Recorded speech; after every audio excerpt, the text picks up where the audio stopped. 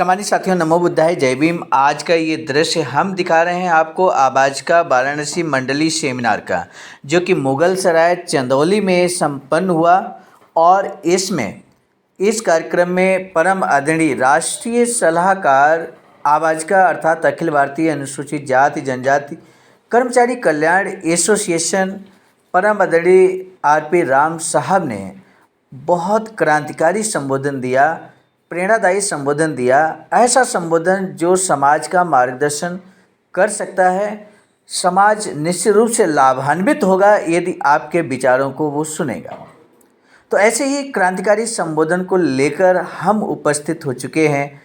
आवाज़ का official YouTube channel पर यदि आप पहली बार हैं तो सब्सक्राइब जरूर कर लीजिएगा, ये आपसे निवेदन है। हम ऐसे ही भाषण, ऐसे ही स्पीचेज और ख़ासकर अंबेडकर संदेश के माध्यम से बाबा साहब का स्पीच भी इसी चैनल के माध्यम से हम लाते रहते हैं। तो आइए सुनते हैं आदरणीय RP राम साहब, जो कि खंड शिक्षा अधिकारी भी हैं और आवाज़ का में राष्ट्रीय सलाहकार हैं। ऐसे में आपका क्रांतिकारी भाषण हम सभी को जरूर सुन लेना चाहिए। मंचस्थ सभी राष्ट्रीय मंडली राज्य स्तरीय सभी पदाधिकारियों का स्वागत सम्मान करते हुए पूज्य भिक्षुसंघ को प्रदान करते हुए मैं अपनी बात को प्रारंभ करता हूं। साथियों, ऐसा नहीं है कि हम लोग कोई आंदोलन अपने मन से चला रहे हैं, और आज के समय में कोई व्यक्ति यदि अपने मन से कोई आंदोलन चलाता है तो निश्चित रूप से वो समाज के साथ गद्दारी करता है। हमारे महापुरुषों का दिया हुआ इतना बड़ा आंदोलन स्वयं हमारे सामने मौजूद है। हमारे बाबा साहब का दिया हुआ संविधान मौजूद है, जिसका हम लोग परिचय कराने के लिए आंदोलन चलाते हैं। हमें जैसा कि हमारे राष्ट्रीय महासचिव हम लोगों के मार्गदर्शक आपने बताया कि आरक्षण पे हम अपनी बात रखते हैं। साथियों, आप लोगों का 5 से 10 मिनट समय मैं आरक्षण पर लूंगा और आप लोगों को संभवतः ज्ञात कराऊंगा, और आप लोग जरूरत पड़े तो नोट भी कर लीजिएगा। इस समाज में बाबा साहब ने जब संविधान लिख करके इस राष्ट्र को समर्पित किया तो उस समय हम लोगों को 3 प्रकार के आरक्षण मिले थे। पहला शिक्षा में आरक्षण, दूसरा नौकरी में आरक्षण, और तीसरा राजनीति में आरक्षण। लेकिन बाद में 77वां संविधान संशोधन करके हम लोगों को एक प्रतिनिधित्व मिला, जिसका नाम है पदोन्नति में आरक्षण, जिसको कि सरकार ने छीन लिया। जब भी आरक्षण की बात आती है तो हमारा विरोधी कहता है कि आप तो आरक्षण वाले हैं। यदि आपको आरक्षण नहीं मिलता तो आप शायद इस पद पर नहीं आते। हम भी कहते हैं भाई ठीक है, ये सही बात है कि यदि हमें बाबा साहब ने पढ़ने लिखने का अवसर नहीं दिया होता तो हम पढ़ लिख नहीं पाते।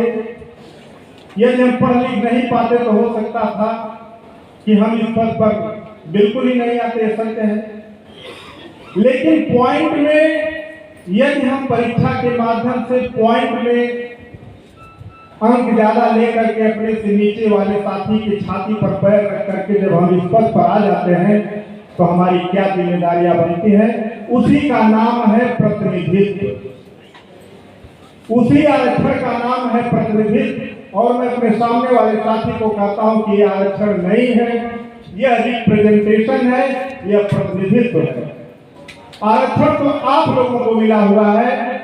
यदि आप विचार करें, आप अपने पीछे के इतिहास को दोहराएं तो आपको शिक्षा पर 100% आरक्षण था, तो आरक्षण तो आप लोगों को मिला हुआ है।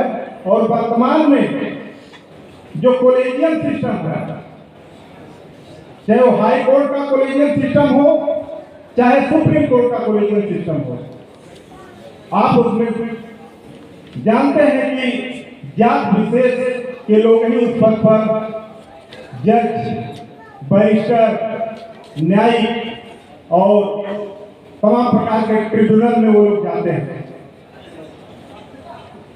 तो आप बता सकते हैं कि यदि परीक्षा के माध्यम से हमारा चयन उच्च न्यायालय या उच्चतम न्यायालय में जाने का अगर ये व्यवस्था होती,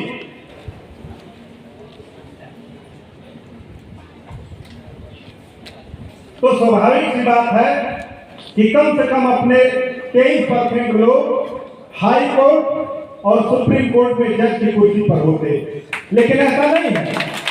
तो आप सोच सकते हैं, सामने वाले को जवाब दे सकते हैं कि आरक्षण तो भी आप लोगों ने लिया है और आप लोगों के पास है।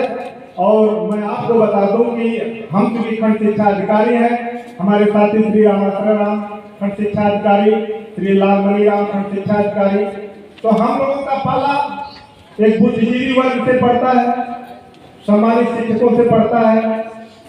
तो कहीं गाहे बगाहे सब बातें आती हैं, तो जब भी कोई आरक्षण की बात करता है तो मैं कहता हूं भाई आप भी आरक्षण ले लो।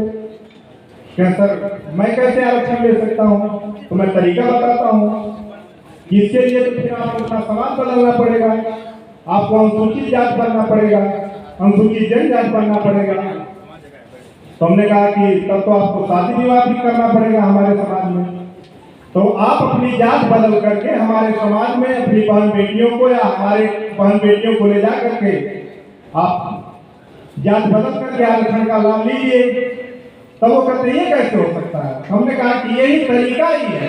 हमारे बाबा साहब तो कहीं नहीं जात के पक्ष में थे, वो तो जात के उन्मूलन में थे। तो आप आ जाइए, अनुसूचित जात बन जाइए और आप आरक्षण ले लीजिए। हमारे साथी तमाम गुमराह होते हैं कि अरे आरक्षण तो केवल 10 वर्ष के लिए था। तो जो लोग नहीं जानते हैं तो लोग जवाब नहीं दे पाते हैं। बाबा साहब ने जब संविधान लिखा तो उसमें जो राजनीतिक आरक्षण है, संविधान का अनुच्छेद 30, 330 और 332, लोकसभा में आरक्षण और राज्य की विधानसभाओं में आरक्षण, इस आरक्षण के लिए बाबा साहब ने ये सोचा था। संविधान लिखते समय उनके मन में यह था कि यदि हमारे समाज के अच्छे राजनेता देश की पार्लियामेंट में, राज्य की विधानसभाओं में पहुंच गए, अगर वो भड़वा दलाल नहीं हुए, समाज की बातों को उन्होंने यदि रखा, तो हो सकता है कि ये 10 वर्षों में हमारा समाज अपनी सामाजिक समानता को स्थापित कर लेगा, अपनी आर्थिक समानता को स्थापित कर लेगा और 10 वर्ष बाद इस संविधान, इस आरक्षण को खत्म कर दिया जाएगा। लेकिन ऐसा हो नहीं रहा है। वर्तमान सरकारें, आप लोग देख रहे हैं कि हमारे हकों की तरह से खत्म किया जा रहा है, आउटसोर्सिंग के माध्यम से आरक्षण को खत्म किया जा रहा है। इसमें कहने में कोई दो राय नहीं है। साथियों, तो हमारे साथी लोग जवाब नहीं दे पाते हैं कि हर 10 वर्ष बाद एक संवैधानिक कमेटी बैठेगी और राजनीतिक आरक्षण को 10 वर्ष के लिए बढ़ाया जाए कि न बढ़ाया जाए, इस पर वो अपनी रिपोर्ट देगी। यदि उनकी रिपोर्ट आती है कि हाँ इसको नहीं बढ़ाया जाए तो राजनीतिक आरक्षण समाप्त कर दिया जाएगा, नहीं तो पूरा 10 वर्ष के लिए इस राजनीतिक आरक्षण को बढ़ा दिया जाएगा। बाकी जो हमारे शेष 3 आरक्षण है, शिक्षा में आरक्षण, नौकरी में आरक्षण और पदोन्नति में आरक्षण, तो सभी लोग जानते हैं कि मौलिक अधिकार हमारा अनुच्छेद 12 से लेकर के अनुच्छेद 35 तक है, लागू होता है अनुच्छेद 14 से लेकर के अनुच्छेद 35 तक हमारा मौलिक अधिकार है, संविधान के भाग 3 में दिया गया है। तो जो अवसर की समानता का अधिकार है और अनुच्छेद 16(4) और अनुच्छेद 16(4)(a), जो हमें नौकरी में प्रतिनिधित्व का अधिकार है, ये हमारा मौलिक अधिकार है और इस अधिकार का हम उल्लेख करके कि ये तो हमारा मौलिक अधिकार है। और मौलिक अधिकार क्या होता है कि व्यक्ति के जन्म से लेकर के उसके मृत्यु तक, यहाँ तक कि उसको ससम्मान दफन किया जाएगा, वहां तक उसको मौलिक अधिकार मिलना चाहिए जो हमारा आजीवन रहेगा। ये कोई 10 वर्ष के लिए अधिकार नहीं है। साथियों, चूंकि अधिकार के संबंध में बहुत से लोग भ्रमित रहते हैं, नहीं जानते हैं, इसलिए हमारा विरोधी जो है उस पर हमारा काउंटर करके हमें दबा देता है। इसलिए आप लोगों को ये जानना चाहिए कि शिक्षा में अधिकार, नौकरी में अधिकार और पदोन्नति में अधिकार, ये हमारा मौलिक अधिकार है, क्योंकि संविधान 16(4) पदोन्नति में आरक्षण का प्रतिनिधित्व करता है। ये हमारा रिप्रेजेंटेशन है। यदि ये हमारा आरक्षण होता, सपोज है, तो किसी भी नौकरी के लिए यदि कुछ पद निकलते हैं तो उसमें लिखा रहता है कि 5 सीट विकलांग के लिए, 5 सीट भूतपूर्व सैनिक के लिए। तो क्या भूतपूर्व सैनिक को भी आरक्षण मिल रहा है? क्या दिव्यांग को भी आरक्षण मिल रहा है? 5 सीटें तलाकशुदा विधवा के लिए, इस प्रकार के पद निकाले जाते हैं। ये आरक्षण नहीं है, यह सभी समाज का प्रतिनिधित्व है। तो हमें और आपको ये जानना पड़ेगा साथियों, क्योंकि बाबा साहब ने बहुत सारे कथन कहे थे। बस एक बात मैं कहूँगा कि जो हमें ये प्रतिनिधित्व मिला है, हमें समाज का प्रतिनिधित्व करने के लिए ये प्रतिनिधित्व मिला है और हमें समाज का प्रतिनिधित्व करना ही पड़ेगा। कहा जाता है, साउथ अफ्रीका का एक विचारक था मार्टिन लूथर किंग, उसने कहा कि अगर तुम उड़ सकते हो तो उड़ो, यदि तुम उड़ सकते हो तो उड़ो, यदि तुम उड़ नहीं सकते हो तो दौड़ो, यदि तुम दौड़ नहीं सकते हो तो चलो, यदि तुम चल नहीं सकते हो तो रेंगो। लेकिन तुम्हें अपने आंदोलन को समाज के लिए चलाना ही पड़ेगा और चलाना ही पड़ेगा। इन्हीं बातों के साथ अपनी बात को समाप्त करते हैं। जय हिंद, जय भारत, जय संविधान।